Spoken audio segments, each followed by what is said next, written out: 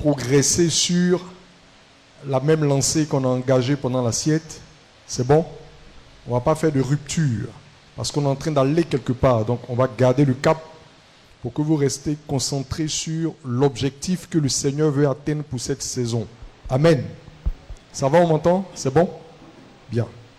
Éphésiens le chapitre 4. À partir du verset 17. On va aller jusqu'au verset 24. Éphésiens chapitre 4, le verset 17. Éphésiens chapitre 4, verset 17 à 24. Très bien. Voici donc ce que je dis. Voici donc ce que je dis. Et ce que je déclare dans le Seigneur. Et ce que je déclare dans le Seigneur. Amen. L'apôtre dit, il dit, voici donc ce que je dis.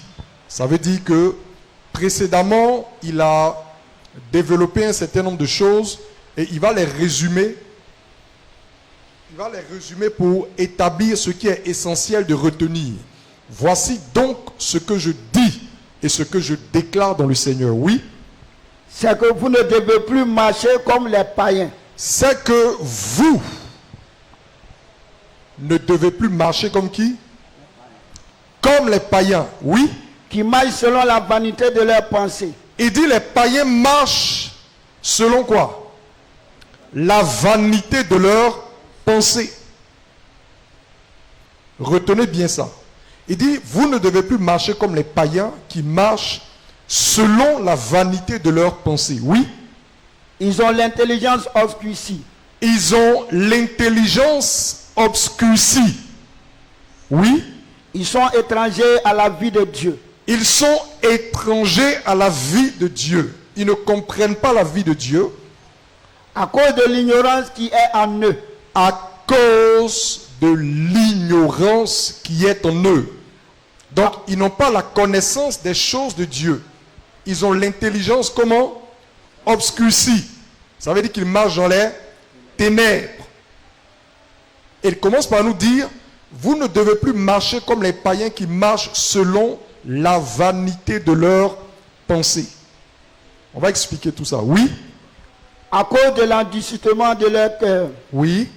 Ayant perdu tout sentiment. Ayant perdu tout sentiment. Ils se sont livrés à la dissolution. En fait, ce qu'il appelle sentiment ici, c'est la raison. Ayant perdu toute raison, ils se sont livrés à la dissolution. Oui.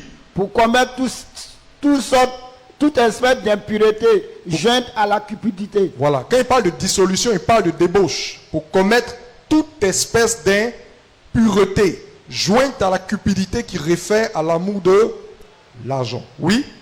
Mais vous, ce n'est pas ainsi que vous avez appris Christ. Ce n'est pas ainsi que vous avez appris le Christ. Marque une pause. Avant d'en arriver à la deuxième partie, il dit une chose. Il dit, voici ce que je dis et que je déclare dans le Seigneur. C'est que vous, les rachetés de Dieu, vous qui vous êtes engagés pour le Seigneur Jésus, vous ne devez plus marcher comme les païens. Vous ne devez plus vivre comme les païens. Autrement dit, votre engagement dans le Seigneur ne doit pas se limiter à la confession verbale de foi, mais doit se traduire par quoi? Une nouvelle manière de vivre qui est clairement différente de celle que les païens ont. Est-ce que ce qu'on dit est clair? Le tout n'est pas de se déclarer pour le Seigneur. Le tout n'est pas de confesser le Seigneur. Le tout n'est pas de fréquenter l'assemblée des saints. Le tout n'est même pas d'avoir une responsabilité à l'église. Mais il faut que nous ayons une vie qui est clairement démarquée de celle que vivent les païens. Est-ce que vous voyez? Pourquoi l'apôtre le dit? Parce que c'est quelque chose qui lui a été donné de constater à cette époque-là. Que beaucoup de ceux qui s'étaient déclarés pour le Seigneur continuaient de vivre exactement comme les gens qui ne connaissaient pas Dieu. Et donc il leur dit, attention, il ne faut pas que vous qui vous êtes déclarés pour le Seigneur, vous soyez dans un train de vie, dans un système de vie qui est conforme à celui des païens. En ce moment-là, votre confession de foi ou votre engagement dans le Seigneur est vain. On est d'accord? Est vain. Donc il dit, vous ne devez plus vivre comme les païens. Maintenant, il précise. Il dit que les païens marchent selon la vanité de leurs pensées. Autrement dit, la façon de marcher que les païens ont là, c'est le résultat de leur manière de penser. Est-ce que vous comprenez? C'est le résultat de leur manière de penser qui est le genre de vie que nous leur voyons vivre. Donc, si nous devons véritablement mener une vie qui est complètement différente de la leur, qu'est-ce qu'il faut? Il faut que notre système de pensée soit comment? Renouvelé, changé. Est-ce que vous voyez?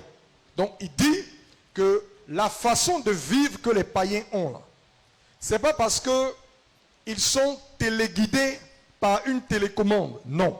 C'est un système de pensée qu'ils ont qui les emmène à se conduire comme on les voit se conduire. C'est un système de pensée. C'est une manière de penser.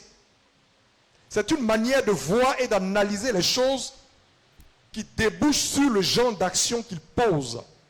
Vous savez que l'homme est défini comme un être pensant. C'est pas ça? On dit que l'homme est un être pensant. Pourquoi? Parce qu'en fait,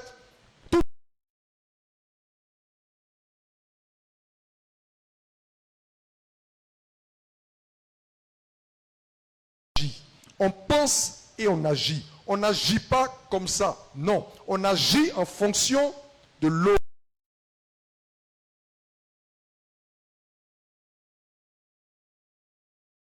Vous ne devez plus marcher comme les païens qui marchent selon la vanité de leurs pensées. Et maintenant il dit, ils ont l'intelligence, comment? Obscurcie. Ce qu'il appelle intelligence, c'est le raisonnement, c'est la mentalité. Il dit, ils ont une mentalité qui est obscurcie.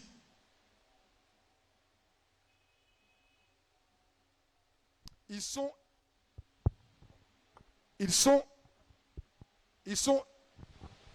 tu as touché quelque chose? Ils sont étrangers à la vie de Dieu. Donc, ils ne connaissent pas les voies de Dieu. Vous comprenez? Ils ne connaissent pas les voies de Dieu. Ils n'ont pas la pensée de Dieu. Ils ont un autre système de pensée qui est différent de celui de Dieu. Et c'est pour ça qu'ils agissent comme on les voit agir. Maintenant, il dit, vous, ce n'est pas ainsi que vous avez appris le Christ. Maintenant, il va poursuivre en disant, si du moins, vas-y. Si du moins vous l'avez entendu. Si du moins on vous a véritablement, correctement prêché le Christ, oui. Et si conformément à la vérité qui est en Jésus. Il y a une vérité qui est en Jésus. Vous savez, ce n'est pas tout de dire aux gens Jésus, Jésus, Jésus. Mais il faut présenter aux gens la vérité qui est en Jésus. C'est ça qui pourra les changer. Est-ce que vous comprenez? On ne nous a pas envoyés comme des griots pour prononcer et pour répéter le nom de Jésus à longueur de journée sans être capable de présenter ou d'établir devant les gens la vérité qui est en Jésus. Le Jésus qu'on dit là, ça implique quoi? Ça les engage à quoi? Qu'est-ce qu'ils sont appelés à être en lui? C'est ça la vérité qui est en Jésus. Et Paul dit, si véritablement on vous a prêché le Christ, et si conformément à la vérité qui est en lui, oui, c'est en lui que vous avez été instruits à vous dépouiller. Instruit à vous dépouiller, vas-y. Eu égard à votre vie passée. Regardez, on vous a enseigné à vous dépouiller vis-à-vis de votre vie passée. Autrement dit, de votre ancienne manière de vivre. La conduite que vous aviez, les valeurs que vous aviez, votre façon d'être et de marcher. On vous a enseigné à faire quoi? À vous débarrasser de ça, à vous dépouiller de ça. Oui, ensuite? Du vieil homme qui se corrompt par les convoitises trompeuses. Oui. À être renouvelé dans l'esprit de votre intelligence. Et dit, première chose, on vous a engagé à vous dépouiller du vieil homme. Deuxième chose, à faire quoi? À être renouvelé dans l'esprit de votre intelligence. Vous comprenez? Renouveler dans l'esprit de votre intelligence. C'est ça le renouvellement de l'intelligence. Oui. Et à revêtir l'homme nouveau. Et à revêtir l'homme nouveau. Oui. Créé selon Dieu dans une justice. L'homme nouveau est créé selon Dieu dans une justice. Et une sainteté qui produit la vérité. L'homme nouveau est créé dans une justice et dans une sainteté que produit la vérité. Donc il y a trois choses qu'il cite ici. Il dit on vous a instruit à faire quoi? Premièrement, vous dépouillez de l'homme ancien. Mourir, accepter de mourir à l'homme ancien que vous étiez. Première chose. C'est ça la repentance. On est d'accord? La repentance nous engage à quoi? À renoncer à ce que nous étions. Ou bien? Donc, on vous a instruit à vous dépouiller du vieil homme, de l'ancien système. Maintenant, la troisième chose qu'on dit, c'est quoi? Je saute la deuxième exprès. Il dit, on vous a instruit à vous dépouiller du vieil homme. La dernière chose qu'il dit, c'est quoi? Vous dépouillez du vieil homme, et puis faire quoi? Revêtir l'homme nouveau. Donc, il y a un homme ancien, et il y a un homme nouveau. Donc, on vous a engagé à faire quoi? À vous dévêtir de l'homme ancien et à revêtir l'homme nouveau. Maintenant, cette opération-là, il y a quelque chose au milieu sans lequel ça ne marche pas. C'est le renouvellement de l'intelligence qui cite en deuxième partie. Est-ce que quelqu'un comprend ce qu'on est en train de dire? Et Dieu, on vous a enseigné à vous dépouiller de l'homme ancien. Normalement, il devait passer automatiquement à et à revêtir l'homme nouveau. Ce qui est correct. Mais il dit, on vous a enseigné à vous dévêtir de l'homme ancien. 1. À être renouvelé dans l'esprit de votre intelligence et à revêtir l'homme nouveau. Ça veut dire que s'il n'y a pas de renouvellement de l'intelligence, vous ne pourrez pas revêtir l'homme nouveau. Donc, même si vous acceptez de vous dévêtir de l'homme ancien, aussitôt après, vous allez faire quoi? Remettre le manteau de l'homme ancien. Est-ce que quelqu'un comprend ce qu'on est en train de dire? L'homme ancien, là, c'est une façon de vivre que vous aviez. On est d'accord? Est-ce que quand tu t'engages dans le Seigneur, est-ce que c'est ton échange de forme? Non. Le renouvellement se passe où? À l'intérieur. Vous comprenez? Bien. Et Dieu, on vous enseigne à vous dévêtir de l'homme ancien. Comment on se dévêt de l'homme ancien? C'est par la repentance, tout simplement. Ne cherchez pas loin. La repentance, c'est quoi? C'est un appel à faire quoi? À renoncer aux œuvres mortes. À renoncer à la vie de péché. C'est pas ça? C'est ça, non? C'est ça la repentance. Quand on appelle quelqu'un à se repentir, qu'il accepte de se repentir, il fait quoi? Il décide d'abandonner les choses qu'il faisait. Maintenant, ce passage est en train de nous dire que entre l'abandon des choses anciennes et l'adoption des nouvelles, il faut qu'il y ait nécessairement renouvellement de l'intelligence. S'il n'y a pas renouvellement de l'intelligence, on peut abandonner les choses anciennes et aussitôt après, on renouera avec les choses anciennes parce qu'on est dans l'incapacité d'adopter de nouvelles. Est-ce que vous comprenez? C'est-à-dire que la repentance de quelqu'un peut être sincère. Et puis devant, il va retourner à son vomi parce qu'entre-temps, il n'y a pas eu de renouvellement de l'intelligence qui le qualifie pour adopter une nouvelle façon de faire les choses. Est-ce que vous comprenez?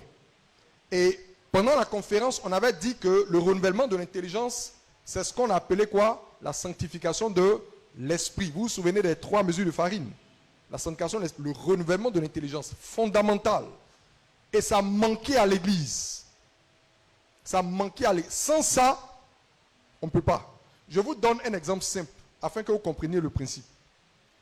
Vous voyez un manguier. Tout le monde me suit? Vous avez un manguier. Il a été semé manguier, il a poussé manguier. Donc, il produit quel fruit? Des mangues. Et puis, on dit, les mangues ne sont pas bonnes. Les mangues ne sont pas de bons fruits. Et puis, le manguier dit, oui, voilà, je comprends, je réalise que les mangues que je produis là ne sont pas bonnes. Et le manguier accepte d'être quoi? dépouiller de toutes les mangues qui sont sur ses branches. Donc, l'appel à la repentance, c'est comme le vent qui vient pour secouer l'arbre, et puis toutes les mangues qui étaient là, qui sont de mauvais fruits, la font quoi? Tombent.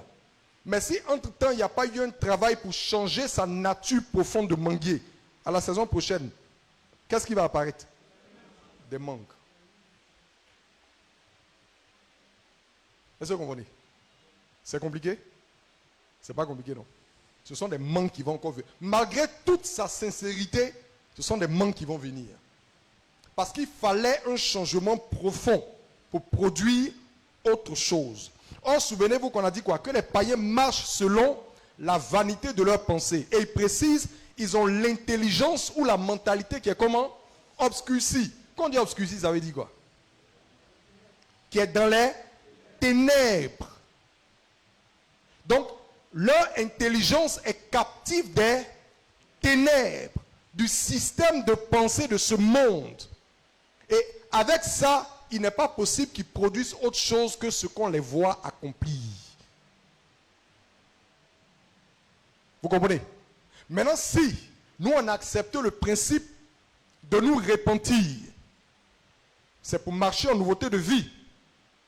Mais pour marcher de manière effective en nouveauté de vie, il faut qu'après nous être repentis, on passe par le laboratoire du renouvellement de notre intelligence. De sorte que les pensées qui étaient obscurcies là, soient désormais comment? Éclairées. Vous comprenez? Je nous ramène dans le jardin d'Éden pour nous aider à comprendre une chose. Quand Dieu a créé l'homme, l'homme et la femme, le commandement qu'il a donné, c'est quoi? Regardons les arbres. Il a dit, vous pouvez manger des fruits de tous les arbres du jardin, sauf du fruit de l'arbre de la connaissance du bien et du mal. Pour quelle raison? Pour quelle raison? Il dit, le jour où vous en mangez, qu'est-ce qui va se passer? Vous allez mourir. Donc, en disant que le jour où vous mangez de ça, vous allez mourir, c'est un principe que Dieu a établi dans leur esprit. Pour dire quoi? Que ce fruit que vous voyez là, c'est un poison mortel pour vous. Donc, quand eux ils regardaient l'arbre, ils le voyaient comment? Comme un poison selon la mentalité que Dieu leur avait communiquée par sa parole. Vous comprenez? L'instruction que Dieu leur a donnée là, leur a communiqué une mentalité selon laquelle le fruit de l'arbre là est un poison mortel. Et tant qu'ils marchaient selon cette instruction de Dieu là, ils ne pouvaient même pas désirer manger le fruit. Je ne sais pas si vous comprenez. Le simple même désir de manger ne pouvait pas venir parce qu'ils voyaient ça comment? Comme un poison mortel. Regardez, quand vous allez à la quincaillerie ou partout où vous voulez, au marché, vous achetez un produit et sur la boîte, on a dessiné le signe du danger. Ou bien on a dessiné un crâne et puis on a barré avec les os. Vous connaissez les signes de mort là, non? Vous dites que ça là, si ça touche ta bouche, tu es un homme mort. Est-ce que ça peut venir même à ta pensée de voir si tu vas prendre une cuillerée ou bien 2 cuillerées? Ça ne peut même pas effleurer ta pensée. Parce que ta mentalité est réglée selon le principe que ce truc-là est un poison mortel pour toi. Donc tu te gardes de ça. On est d'accord? Bien. Tant qu'ils voyaient le fruit là comme un poison mortel, ils ne s'approchaient pas. Maintenant, le diable veut les emmener à faire quoi? À désobéir, à agir contrairement à ce que Dieu a dit. Mais le diable, il n'est pas bête. Il sait que, avec la mentalité qu'ils ont là, s'il vient directement pour dire manger, ils vont accepter. Si quelqu'un vient te prendre tout de suite la main et puis dit viens, tu vois une poubelle, c'est une poubelle, ça sent mauvais, et puis il dit mange, tu vas manger. Donc le diable fait quoi? Il est intelligent. Il sait que l'homme est conduit par son système de pensée. Il dit venez, venez, venez, venez les enfants, venez. En fait, Dieu vous a dit quoi? Que si vous mangez, vous allez mourir. Non. En fait, il ne vous a pas dit la vérité.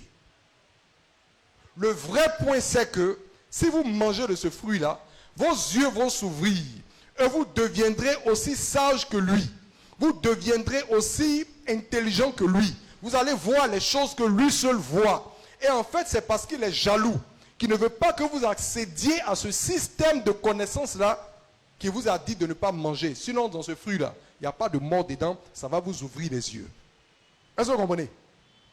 Quand il a tenu ce discours et que la femme a accepté, la mentalité première qu'elle avait qui établissait que le fruit était un poison mortel, avec quoi? A été balayée et remplacée par une nouvelle mentalité qui dit que le fruit là est avantageux. Vous voyez le travail qui a été fait? Il a changé leur mentalité. Et maintenant, une fois qu'il a fait ce travail, il n'a même plus besoin d'insister. Parce que quand on t'a dit que quelque chose est bon, qu'est-ce qui commence maintenant? Maintenant, tu commences à voir si tu vas commander un ou deux. C'est pas ça? Un ou deux. Et c'est là maintenant la Bible dit que elle vit que le fruit était bon à manger. Pourquoi? Parce que la mentalité première qu'elle avait a été remplacée par une nouvelle. Donc le fruit là, quand elle le regarde, elle ne voit plus un poison mortel, mais quelque chose qui est utile pour son édification. Donc du coup, ses désirs vont commencer à se porter sur le fruit et elle va faire tout ce qu'il faut pour en consommer. Vous voyez comment le diable obscurcit l'intelligence? Quand on parle d'intelligence obscurcie, là, c'est comme ça. C'est-à-dire que ce que Dieu a établi, là, il a trouvé le moyen de faire quoi? De renverser ça et d'établir une autre mentalité à la place, une autre façon de voir. La Bible te dit que l'ivrognerie est comment? Est mauvaise, est un péché, est une souillure. Et lui, il te dit non. Un vrai garçon, il doit être capable de boire au moins 2 vins. Je vais vous montrer comment le diable obscurcit. Quand on dit que les païens ont l'intelligence obscurcie, là, c'est comme ça qu'il procède. Il a un système de pensée qu'il vient te présenter. Ce qu'il a fait dans le jardin, là, il continue de le faire jusqu'à ce jour. Il vient dire non. Comment? Un garçon comme toi, pourquoi tu te conduis comme un enfant de l'école primaire? Tu as quand même 16 ans, 17 ans, il faut qu'on voit que tu es garçon. Bon, un garçon ne reste pas comme ça, il faut que tu sois capable au moins d'aligner 2-3 vins pour montrer à tes amis que tu es fort. Avant d'aller vers la jeune fille, il faut prendre au moins une cigarette. Comme ça, quand tu arrives, on voit que tu es vraiment, voilà, quelqu'un de, pas un garçon timide, nonchalant. Non, tu viens au moins avec une cigarette et puis avec une chemise qui est de telle manière. Et quand les gens sont nourris à ça et qu'ils acceptent, c'est comme ça que l'intelligence s'obscurcit et qu'ils commencent à agir selon le système de pensée qu'ils ont adopté. C'est ça qui fait que les gens vivent comme vous les voyez vivre là. C'est parce qu'il y a un système de pensée qu'ils ont adopté et qui est en eux et qui les commande, qui gouverne leurs actions. Maintenant, quand Jésus veut t'engager dans une vie nouvelle, première chose, il te dit, reconnais que ce dans quoi tu étais est mauvais. Tu dis, je reconnais, je laisse. Il dit, c'est pas tout. Maintenant, assois-toi pour qu'on fasse un travail de quoi? De renouvellement de ton intelligence pour que désormais, tu sois porté vers une autre façon d'agir qui, elle, est conforme aux principes de Dieu. Donc, si au début Dieu a donné une certaine mentalité à l'homme, le diable est venu l'obscurcir pour l'amener à désobéir. Quand Dieu veut te ramener à l'obéissance, il faut qu'il fasse quoi? Un travail encore retour. On doit reprogrammer encore ton intelligence. C'est comme quelque chose qui a été produit avec un bon programme. Il y a eu dérangement. Tu vois, non? Un peu dans les systèmes informatiques. Il y a eu un virus qui est rentré, ça a dérangé, l'ordinateur bug n'importe comment. Quand on veut qu'il travaille correctement, on fait quoi? On fait des reprogrammations, on formate, on reprogramme. Et c'est ça le renouvellement de l'intelligence. Et qu'est-ce qui renouvelle l'intelligence concrètement? Ce qui renouvelle l'intelligence, ce n'est pas les commandements de Dieu. Non. Ce sont des principes qui sont dans la parole de Dieu qu'on prend et qu'on absorbe comme des gélules. Est-ce que vous comprenez? Dans la parole de Dieu, il n'y a pas que des commandements. Les commandements vont te dire, fais ceci, fais ceci, fais ceci. Les principes ne viennent pas pour te dire, fais ceci, mais les principes vont venir te dire, les choses sont comme ceci, comme ceci, comme ceci. Qui voit la différence? Dieu dit à l'homme, ne mangez pas de ce fruit. Ça, c'est le commandement. Mais quand il dit, si vous en mangez, vous mourrez, ça, ce n'est pas un commandement. C'est un principe, c'est un état de choses. Il est en train de leur dire, les choses sont comme ça. Qui comprend ce qu'on est en train de dire? Je veux que vous compreniez bien la nuance, c'est pas encore clair. Hein? Je reprends. Merci pour votre honnêteté. Je dis, il y a une différence entre les commandements de Dieu. Les commandements là, c'est pour vous dire, agis comme ceci, agis comme ça, n'agis pas comme ça. Ça, c'est des commandements. C'est pas ça? Commande. On commande de faire une chose ou de ne pas faire. Maintenant, les principes là, eux ne viennent pas commander des choses. Ils viennent vous dire, les choses sont comme ça. La vie est comme ça. Le monde est comme ça. Il faut être comme ça. Ce sont des états. Ce sont des principes. C'est encore un peu flou pour vous. Je reviens. C'est pourquoi j'ai pris tout à l'heure même l'exemple de... Je vais vous donner un autre exemple. Mais je reviens sur l'exemple du jardin d'Éden. Il dit, ne mangez pas du fruit de l'arbre de la connaissance. Ça, c'est un commandement. Est-ce que vous comprenez? Ne mangez pas de ça. Il pouvait s'arrêter là, mais ce n'est pas arrêté. Maintenant, il dit, le jour où vous en mangerez, vous mourrez. Est-ce qu'en leur disant, le jour où vous en mangerez, vous mourrez, est-ce que c'est un commandement? Qu'est-ce que c'est? C'est un principe, c'est une façon. Ça veut dire que les choses sont comme ça. Si vous mangez de ça, là, vous allez mourir. C'est comme ça que ça fonctionne. Vous comprenez? Donc, il leur donne un principe, et sur ce principe-là, maintenant, il produit maintenant un commandement. Donc, ne mangez pas. Est-ce que vous comprenez? Donc, ne mangez pas. Donc, il y a les principes et il y a les commandements. Les commandements viennent vous dire, il faut faire ça. Ne fais pas ça. Abandonne ça. Viens ici. Passe là. Mais les principes, eux, c'est pour vous dire, voici comment les choses sont. Le Dieu qui a fait le ciel et la terre, là, voici comment il estime que telle chose doit être. Voici comment il voit telle chose. Voici comment il a fait telle chose. Ça, ce sont des états, ce sont des principes. Et c'est ceux-là, quand tu les découvres dans la parole de Dieu et que tu prends ça pour faire pour toi, ça vient faire quoi? Renouveler ton intelligence. Parce que l'intelligence obscurcie que tu as là, ce sont de mauvais principes que tu as pris et que tu as déposés ici. Je vous donne un exemple simple. La maman dit à son fils, je prends un exemple comme ça, hein. Voici par exemple un monsieur qui a eu un enfant avec une femme et puis ils ne sont plus ensemble, les enfants sont là et puis il a marié une autre femme. Ok? Bien. Et la maman des enfants qui sont à la maison là, elle dit à ses enfants que toutes les marates sont des sorcières. Est-ce que vous me suivez? Je prends un exemple bien à l'africaine là pour que vous compreniez les choses. Toutes les marates sont des sorcières. Il n'y a pas une marate qui est bonne. Les marates sont mauvaises. Elles vont chercher à vous nuire. Elles vont chercher à enlever votre amour dans le cœur de votre papa pour favoriser leurs enfants. Bon, un enfant que sa maman, qui n'est plus à la maison, a bombardé de ce genre de principe-là. Quelle sera son attitude à l'égard de la marate? Il va se conduire tel que sont ses pensées. Lesquelles pensées sont le résultat de quoi? Des principes que sa maman a déposés en lui. Est-ce que vous comprenez? Maintenant, quand toi, tu vas venir à l'église lui prêcher, que la Bible dit, obéissez à vos parents, donc respectez vos marates, etc. Est-ce qu'il va respecter la marate? Est-ce qu'il va aimer la marate? Il a bien entendu le commandement que tu dis, mais il y a quelque chose qui l'empêche d'aimer la marate, c'est qu'il y a un principe selon lequel la marate là est son ennemi. Est-ce que vous comprenez? Donc si on n'a pas fait à soi pour déconstruire la pensée obscurcie qu'il a et qui est le résultat des choses dont sa maman l'a bombardé, est-ce qu'on peut l'amener à obéir au commandement d'aimer et de chérir sa marate? On ne pourra pas. Et c'est pourquoi beaucoup de personnes sont incapables d'obéir. Parce que leur mentalité est formatée de telle sorte que ça ne peut pas aller dans le sens de l'obéissance au commandement que Dieu a dit. Ce qu'on dit là, est-ce que c'est pratique ou bien c'est un peu difficile? C'est pratique pour vous? Voilà comment les principes agissent. Donc, nous tous qui sommes là, chacun a une mentalité, on est d'accord, non? Est-ce que nous tous, on raisonne de la même manière? Est-ce que nous tous, on a la même manière de comprendre les choses de la vie? La manière de comprendre de chacun en fonction de la mentalité qu'il a. Et cette mentalité-là, comment elle s'est construite?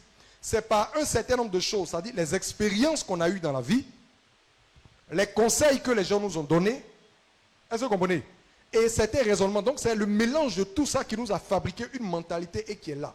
Maintenant, quand on vient en Christ, là, Jésus dit, vous croyez en moi, c'est bon. Vous avez confessé mon nom, c'est bon. Vous voulez me suivre, très bien. Mais attendez, il y a quelque chose qu'il faut que j'enlève et que je remplace. C'est la mentalité que vous aviez avant de me connaître. Si ça là, c'est pas changé, malgré la sincérité de votre engagement vis-à-vis de moi, vous serez incapable de faire les choses comme je commande de les faire. Parce que vous êtes encore animé par une mentalité qui vous donne de voir les choses différemment de moi. Beaucoup de discussions sur ce qu'il faut faire ou ne pas faire sont la conséquence de ce que les intelligences n'ont pas été premièrement renouvelées et on a balancé les commandements aux gens. Et ça devient quoi? Objet de lutte. Quelqu'un comprend ce qu'on est en train de dire? Ça devient objet de lutte. C'est pourquoi Dieu dit dans les prophètes, il dit, on va lire ensemble d'ailleurs le passage.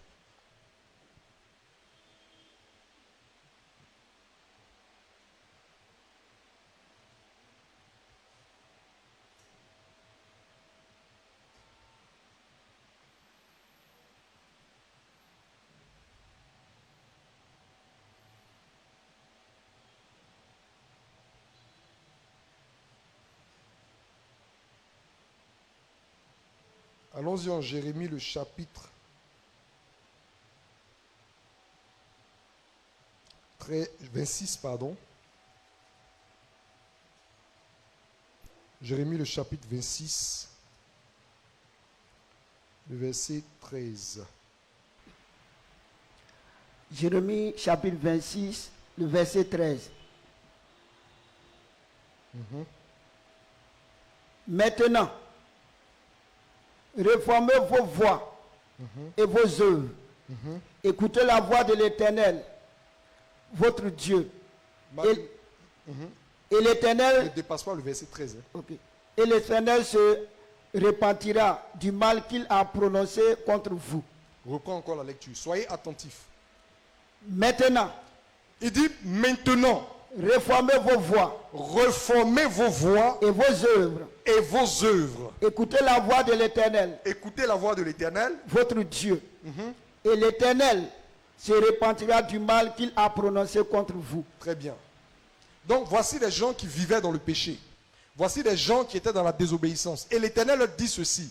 Il dit maintenant, reformez vos voies et vos œuvres. Ça fait deux choses.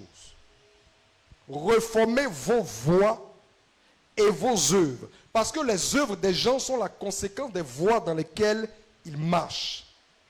Vous comprenez pourquoi là-bas l'apôtre avait dit que les païens marchent selon la vanité. On marche où? Dans un chemin, non? C'est pas ça? On marche dans un chemin. Il dit reformez vos voies et vos œuvres. Ce qu'il appelle ici les voies là, c'est votre manière de concevoir les choses, votre système de pensée, votre mentalité. C'est ce qu'il appelle vos voies. Les voies ici là sont synonymes de quoi? De la mentalité, la façon de concevoir, de voir, d'analyser, de comprendre les choses. Il dit reformez vos voies premièrement et ensuite faites quoi? Reformez vos œuvres. Si vous ne reformez pas vos voies, vous ne pourrez pas reformer vos œuvres. Même si vous abandonnez une œuvre lundi, vous allez la reprendre le mardi. Parce que entre-temps, vos voies n'ont pas été reformées. La reformation des voies, c'est la même chose que le renouvellement de l'intelligence. C'est la même chose.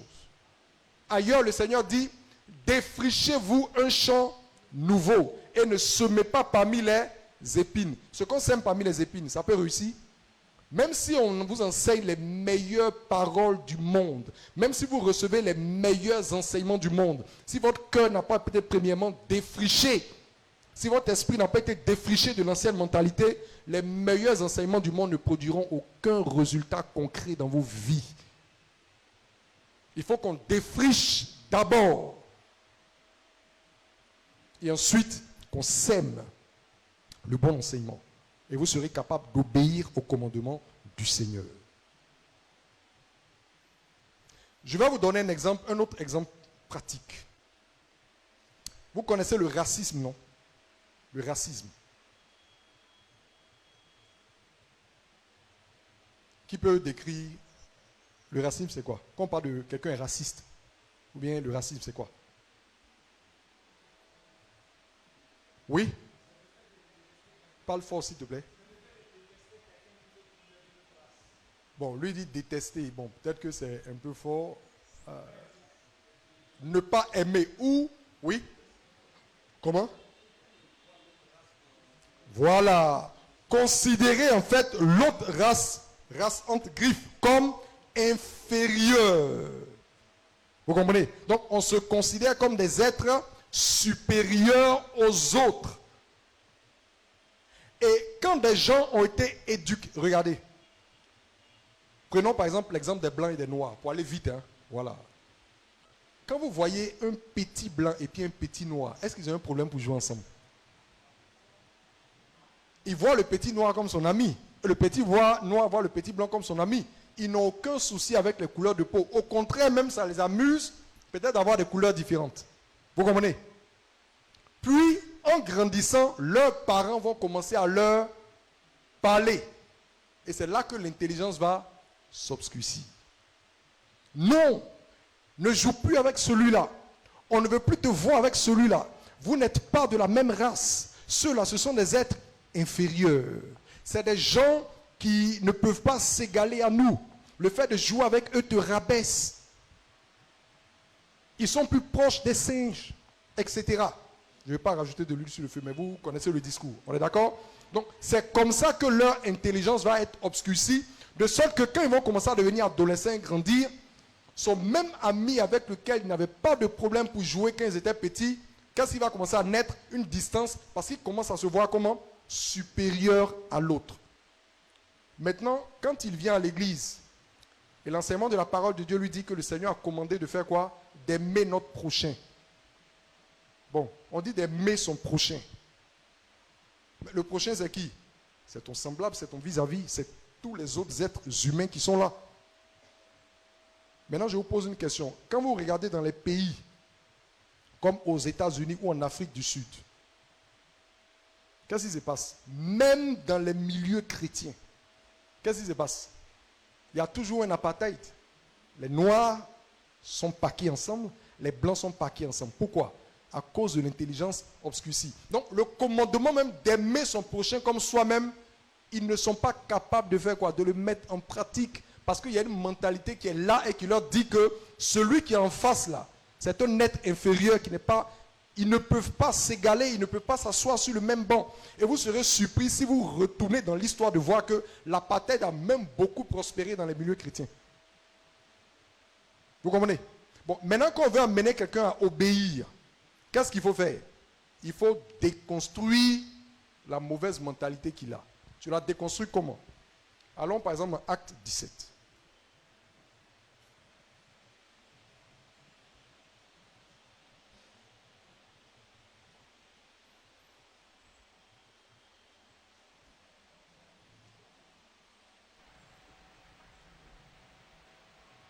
Donnez-moi une minute. Hein.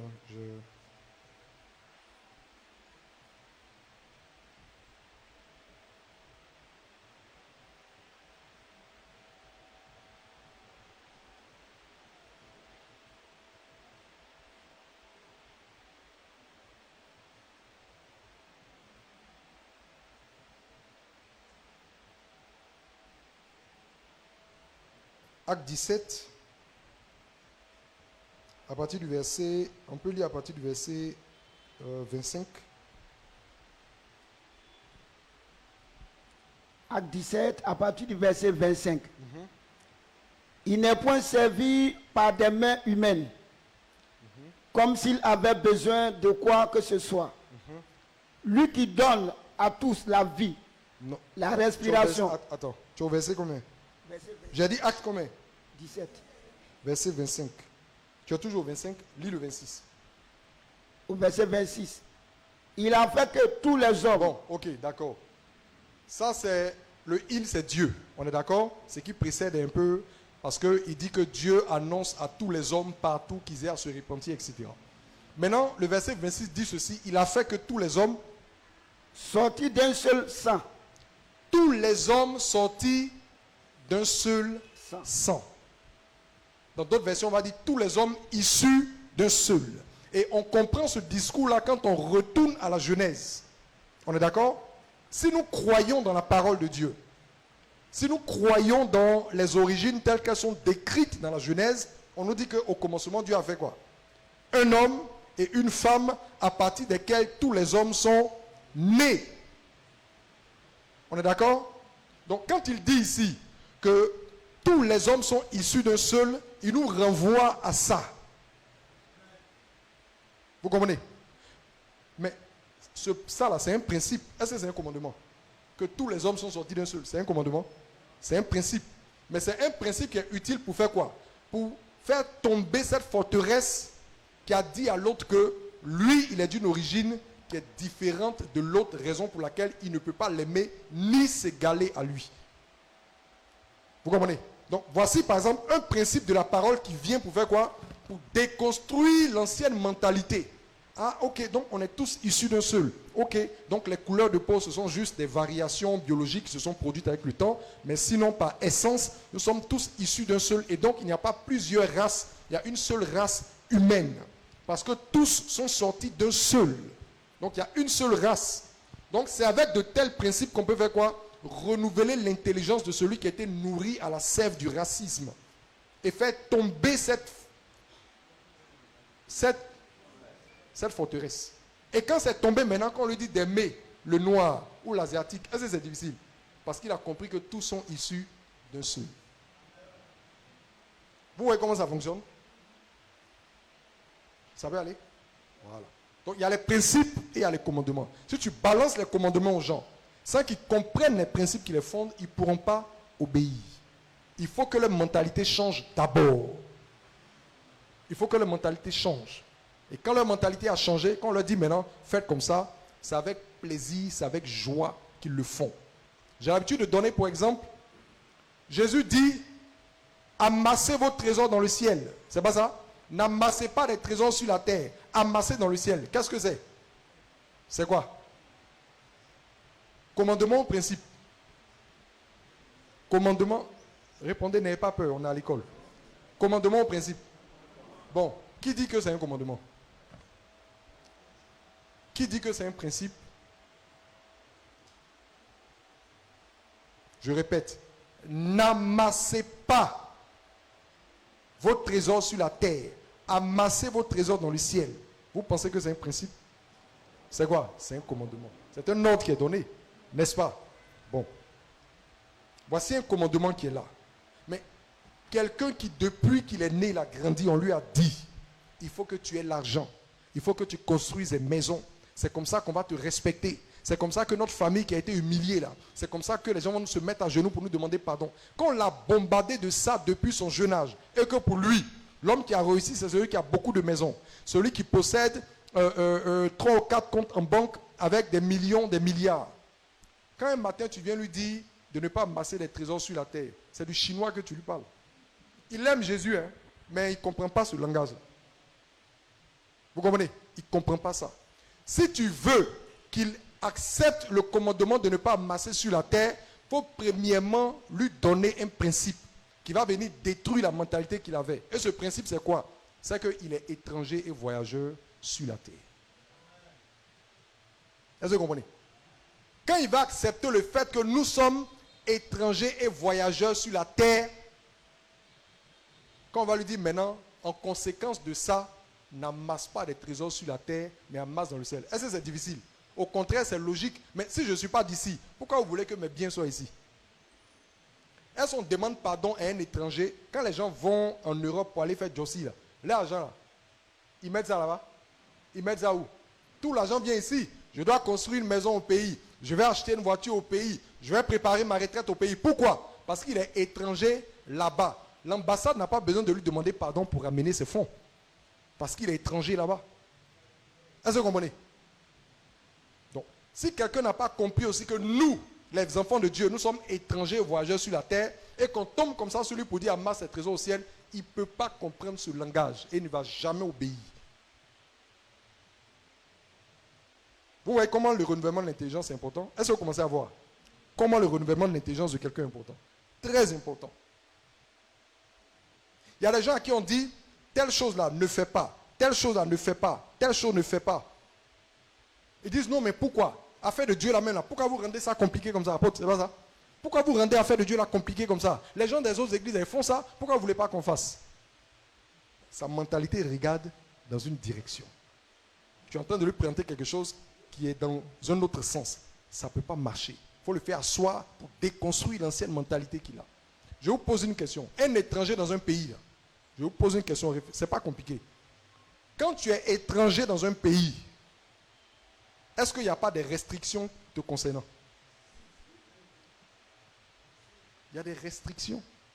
Pourquoi vous voulez vous livrer aux mêmes choses que les enfants de ce monde? Vous êtes étranger ici. On n'a pas besoin de faire palabre avec vous pour vous faire comprendre qu'il y a des restrictions. Nous, là, on ne peut pas se livrer aux mêmes choses que les fils de ce monde. Parce que nous, on est étrangers ici. On est ici, mais on fonctionne selon les principes de chez nous. Vous comprenez? Et vous savez que dans les nations étrangères, quand les enfants commencent à grandir, les parents leur font asseoir. Ici, là, on est chez les gens. On est étrangers. Voici d'où on vient. Voici nos valeurs. Voici nos vertus. Voici comment nous on fonctionne. Un jour, on va repartir là-bas. Ici où vous êtes là, ne vous mêlez pas de telles choses. Ne vous mêlez pas de telles choses. Ne cherchez pas des histoires avec les gens. Parce qu'on n'est pas chez nous. On est venu ici pour chercher l'argent. Cherchons notre argent tranquillement, sans histoire. Un jour, on partira. Mais il faut que les chrétiens comprennent ça.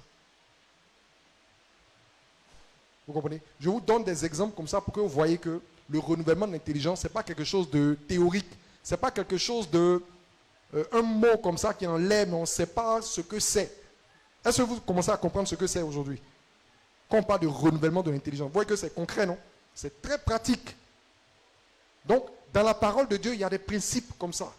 Il y a des principes. Et c'est quand tu lis la Bible que tu vas faire quoi? Que tu vas tomber sur ces principes-là. Et quand tu tombes sur ce principe, ça te donne une autre façon de voir. Donc, l'ancienne manière de voir les choses là, tu acceptes de faire quoi? De laisser tomber pour adopter la nouvelle manière que la Bible te présente. Et quand tu adoptes, plus tu adoptes la nouvelle manière que la Bible montre, plus ton intelligence est comment? Renouvelée.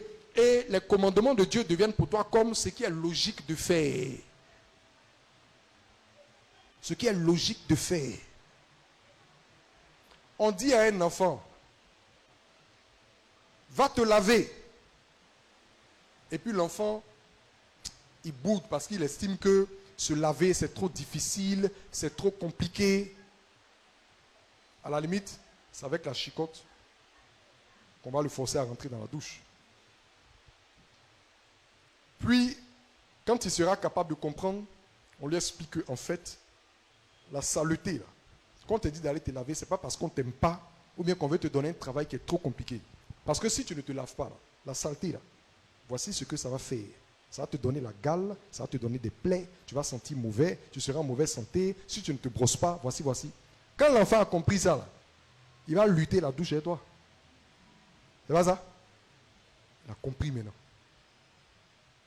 C'est pourquoi il dit, dépouillez-vous du vieil homme, soyez renouvelés dans l'esprit de votre intelligence et revêtez l'homme nouveau. Vous voyez? Donc, les temps qui vont venir, comme on a dit, seront des temps, c'est le rendez-vous de Gilgal. La transformation, la circoncision. Et ces choses-là, vous allez les développer de façon détaillée. Il faut que vous soyez prêts dans votre esprit. On vous a demandé d'être des enfants, c'est pas ça? Soyez prêts dans vos esprits. Parce qu'il y a beaucoup encore de parties de votre intelligence qui sont obscurcies jusqu'à cette heure. Parce qu'il y a beaucoup de principes que vous n'avez pas encore vus ou compris dans la parole de Dieu, qu'on doit vous présenter. Tant que vous n'avez pas vu ou compris ces principes-là, quand on va vous dire faites comme ça, vous allez trouver que c'est parce qu'on exagère. Ne faites pas si. Ah, ils veulent compliquer la vie chrétienne. La Bible dit que c'est par la grâce. Abstenez-vous de ça? Non. Mais quand vous allez commencer à comprendre les principes et les accepter, ça va faire quoi? Un nettoyage. Ça va casser un ancien système de pensée et construire un nouveau. Et le nouveau système de pensée, là, vous allez commencer à aimer la pureté, à aimer la sainteté, à affectionner la droiture et l'intégrité. C'est comme ça que ça fonctionne. C'est bon? Quelqu'un a compris quelque chose? Ça peut aller? Que Dieu vous bénisse. Il est l'heure? Il est l'heure. Ok. Bon, donc on va s'arrêter là. De toute façon, c'est juste, on introduit le chemin dans lequel vous avez déjà commencé à mettre les premiers pas. Le chemin du renouveau, de la transformation, la circoncision. Et ça commence par le renouvellement de l'esprit. Si ce n'est pas changé, on va vous enseigner encore ici qu'à 2035, vous serez les mêmes personnes. Il faut qu'on mette maintenant les grands principes de la parole de Dieu sur la table, les uns après les autres, et que vous acceptiez volontairement d'épouser ces principes-là et d'abandonner votre ancien système de pensée. Ah, mais moi j'ai cru que la vie là c'était comme ça. J'ai cru que le monde là c'est comme ça. J'ai cru qu'en tant qu'enfant de Dieu là ça devrait être comme ça. Maintenant on te montre que la parole de Dieu dit non, c'est plutôt comme ceci, c'est plutôt comme cela. Et quand tu t'humilies, que tu acceptes ça, ça vient renouveler, ça vient éclairer ton intelligence. Et à partir de là, qu'on dit, Dieu a commandé ceci, c'est avec joie que tu embrasses le commandement. Que Dieu vous bénisse. On va se tenir debout.